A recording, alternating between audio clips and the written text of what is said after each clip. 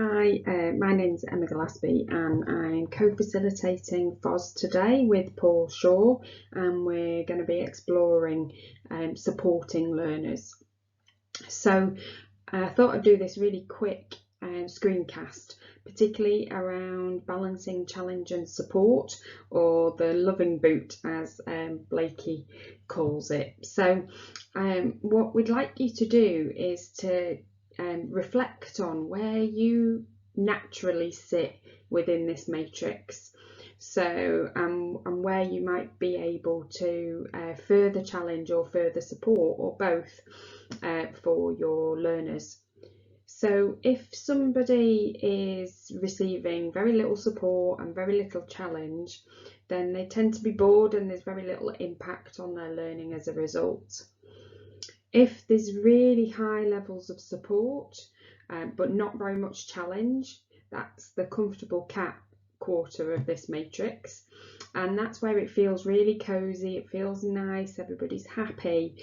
However, it does build dependency and can really lead to unpredictable results in terms of performance. If, on the other hand, if there's high levels of stress and not very much support, then this can lead to burnout. It focuses on really short-term results, can really affect self-confidence, and alienates the learner. So the empowered quadrant of this matrix is where you can get really high results, high self-esteem and high productivity.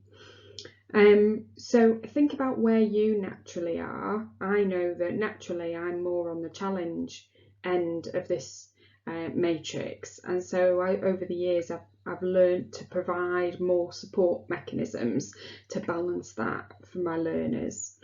But also have a think about where your students are, because this is a partnership between you and your students, your learners. And so to bring that balance and go into that empowered quadrant, it's about where you are and where your learners are. So for example, if you've got a learner who is very high in self-challenge, then you might need to counteract that with a little bit more support, compared to a learner that doesn't challenge themselves so much, in which case you might need to inject a little bit more of that loving boot.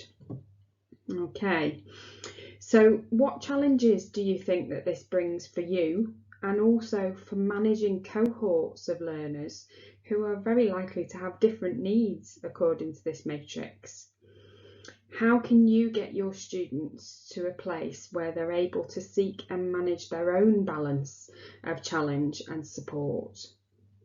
And how would this move, to return to yesterday's topic, how can this move towards developing truly self-determined learners who can find and utilise what they need during their learning journey?